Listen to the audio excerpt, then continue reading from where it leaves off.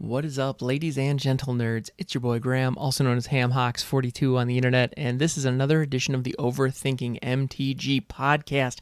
And if you haven't been paying attention, well, spoiler season is upon us, and I know what you're thinking. Wait a minute, didn't we just have Jumpstart spoilers? Yes, we did. And then some of you might be thinking, wait a minute, didn't we just have Core 21 spoilers? Yes, we did. And some of you who have lives and day jobs and don't spend all of your time looking at Magic cards and really obsessing over this game might be thinking, wait a minute, didn't we just get Ikoria spoilers? And you know what? You wouldn't be too far off, to be honest, because holy cow, are these things coming out fast. Personally, I love it because I'm trying to start, a content creation ecosystem, all with my silly face on it, and it gives me a lot to talk about, so that's nice. However, it's really tough to keep up. So we are doing spoilers for Double Masters. Now, it's kind of funny. I was explaining this to my wife earlier today, and I was talking about how, they're coming out with a set it's all reprints. It's spoiler season for this all reprint set. It was funny. She's like, wait a minute, so there are no new cards? So what are they spoiling? And I got to admit, the simplicity of that question really caught me off guard, and I absolutely loved it.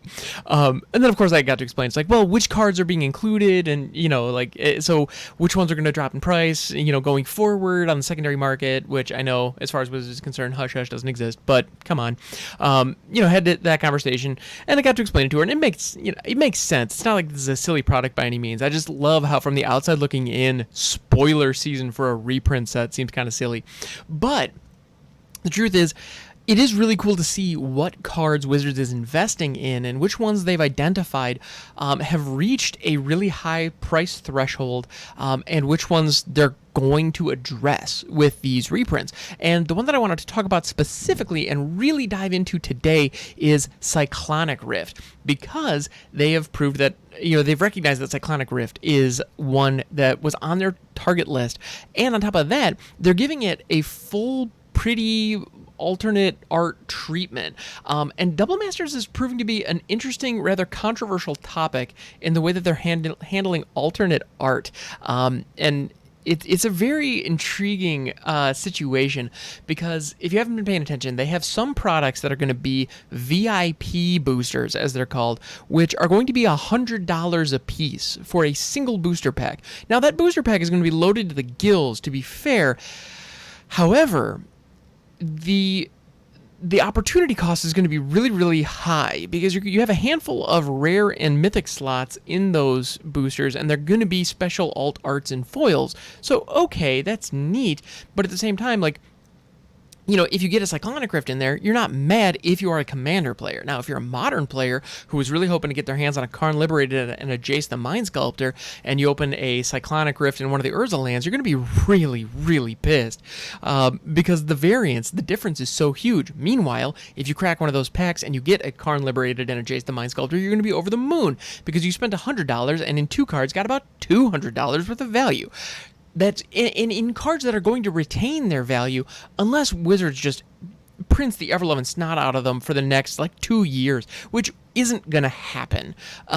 We've never seen that, or at least I can't think of an example where we've seen cards get reprinted to death to a point where something as powerful as a Jace the Mind Sculptor is truly just not worth much. And the reason that I wanted to talk about okay, so that's kind of an overview, kind of my thoughts about Double Masters and how they're going to be doing these products. So just to give you a little bit of context as to what we're going to dive into here. So I love the fact that the Cyclonic Rift is included, because it is a Commander staple. As far as I know, it doesn't really see play in Modern or Legacy, because it's just a little too expensive for those formats. It just doesn't make sense. Meanwhile, in Commander, it is an absolute bomb. So if you're not familiar, Cyclonic Rift is an instant for 1 and a blue. Return target non-land permanent you don't control to its owner's hand. Now, if we were to stop there, you'd be like, wait a minute, so it's a crappy boomerang? And yes, however, let's go ahead and continue. It also has Overload for 6 and a blue. And Overload is the Is-It mechanic from Return to Ravnica that says you may cast this spell for its Overload cost. If you do, change its text by replacing all instances of target with each. So, if you pay 7 for this spell, instead of getting a card that says return target non-land permanent you don't control to its owner's hand, it says return each non-land permanent you don't control to its owner's hand. So what this allows you to do is on a board of 4 other people, you get to bounce every single permanent that is in play that is not yours. So that is incredibly powerful. It is one of the biggest asymmetrical board wipes that exists in Commander, and on top of that, the overload cost only costs 1 blue. So if you have access to blue in your color identity, there is no reason not to run this, unless you specifically don't want to run it because of the feel bads that it's going to give your play group, which in Commander is a legitimate reason.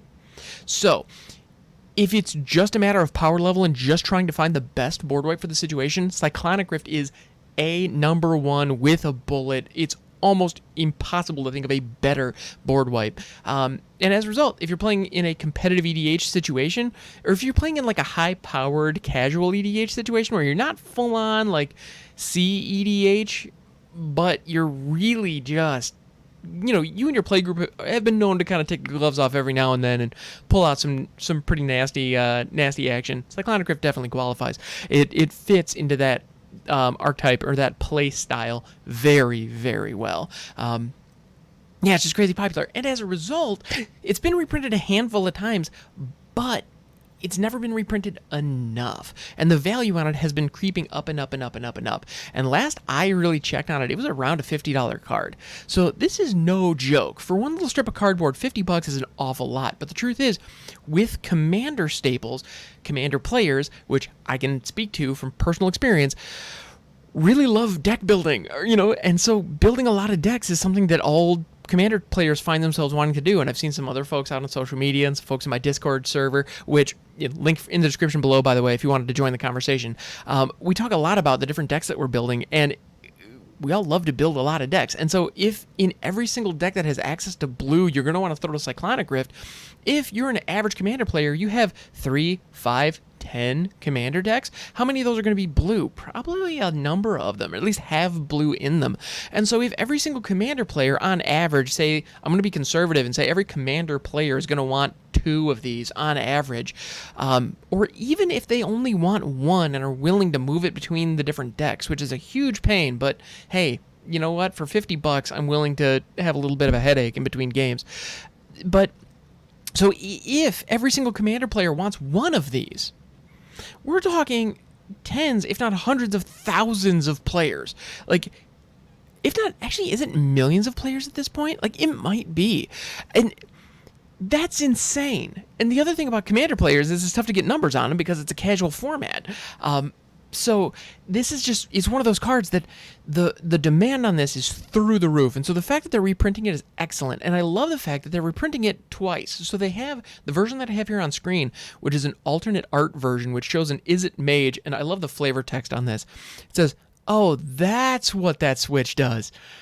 And it's just perfect. And the theme, the kind of the flavor of Cyclonic Rift, and this was in Ravnica. It's with the Is It League, which if you're not familiar, they're these tinkerers, kind of the mad scientists on Ravnica, which incidentally enough, if I'm not mistaken, they were also like the civic engineers. Like, so they were also the ones doing like the plumbing and, the electrical wiring and all that fun stuff. But in any event, they are the red and blue guild. And so when you think of those 2 colors, they impulsively invent stuff. And so they tinker and experiment with all kinds of weird things. And so the idea of stuff just exploding when Izzet's around, it's like, okay, that makes sense, because they were pushing the boundaries, pushing the limits, and just going for it. And so the idea with Cyclonic Rift is, well, they went for it and went a little too hard. So they're giving Cyclonic Rift the full art treatment, which is great. I think this as a box topper, like special edition, makes a lot of sense, given how in demand it is, and given how much people like to bling out their Commander decks. Give somebody a blinged out version of Cyclonic Rift, and that isn't necessarily just the foil from the original printing, which, I mean, those are also great, of course. But they're also printing the regular version that is going to be in the non-VIP boosters, and yeah, so there we go. It still exists. It's still here. They're going to be reprinting the playable game piece at the rare slot in the standard booster packs of Double Masters. Now, it's still a master set. Those packs are still going to be $17. However, in each one of them, you are getting 2 rares. So that is a significantly higher value than a lot of other booster products that are out there. So it's one of those things where there's a little bit of sticker shock when you first look at the price of a pack of double masters, but in the end, I think the value is actually there. Like, I feel like investors are looking at it going like, that's about right. That's not a bad deal.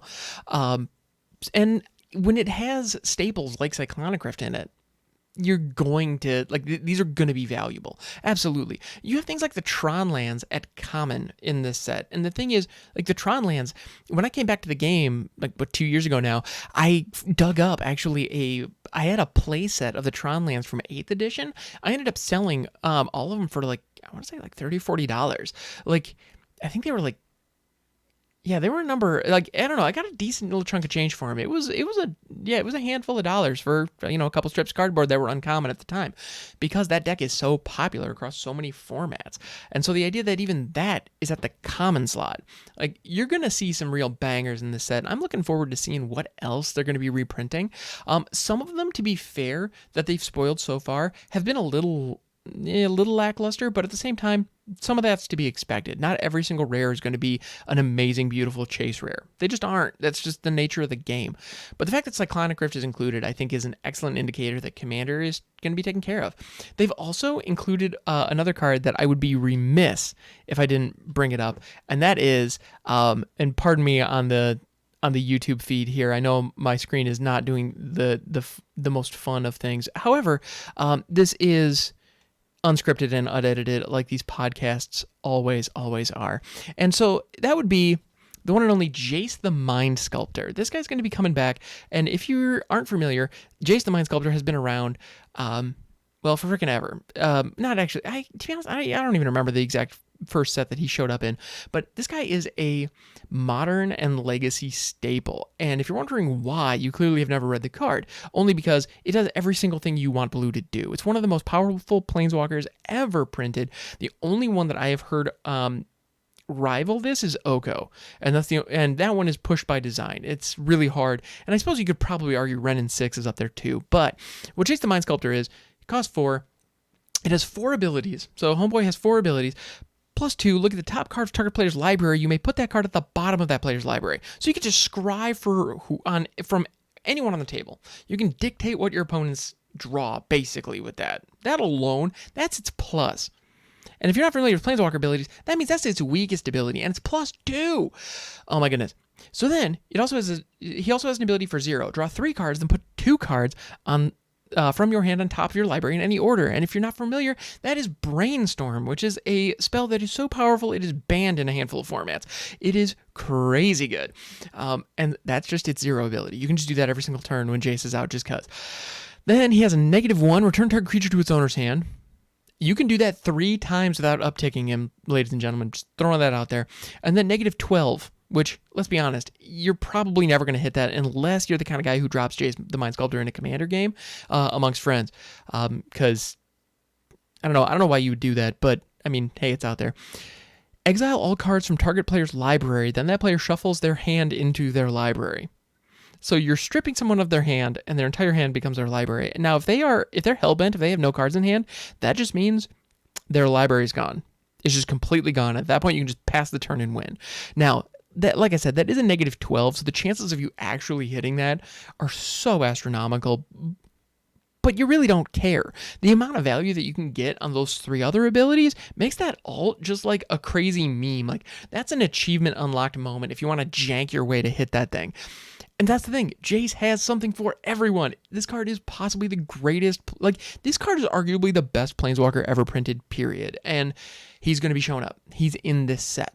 So you better believe people are going to be cracking packs to find this guy. And on top of that, Jace is going to have an alternate art version. Well, it's actually not an alternate art. That's the funny thing. It's the same art, however, it's going to be borderless, or the extended art, or whatever they're calling this version of the frame. So it's pretty cool because I mean it is very iconic art. So it makes sense, and you better believe one of these shortly after this set drops, you are going to see these going for probably at least $100. At least. Look back within a year. I suspect, I'm calling it now, if in July of 2021, hop out onto TCG Player or Card Kingdom, whatever your retailer of choice is, and take a look at the prices for this thing. I bet you at least one of these with the alternate border is going to be $250. And to be honest, I feel like that's a conservative estimate. These things are going to be worth a mint because this card is amazing, it is playable, and this is a limited edition prime primo version of this card. And so, yeah, so I think this is going to be... Jace the Mind Sculptor is going to be the big one out of this set, I believe. Now, there may be some other ones that we're going to see. We've seen Atraxa, we've seen Blightsteel Colossus, we've seen Mana Crypt. All of these are freaking bonkers, and there's more to come, guys. And so I'm going to be showing off some highlights of those as we go. And these have been two today, two of the biggest, bombest blue cards that we could possibly ask for, and Wizards just kind of started the spoiler season off with these. So I got to say, I'm impressed. I'm excited. I am looking forward to what we have, what else we have in store. So thanks so much for hanging out, everybody. I appreciate you. If you would like to request a specific card for this show, feel free to do so on Twitter at Hawks42, or you can hit me up on Discord, link in the description of this podcast or video, depending on however you're listening to it. And you can also catch me on Twitch, twitch.tv/hamhawks42. So thank you so much for hanging out, and I will catch you next time.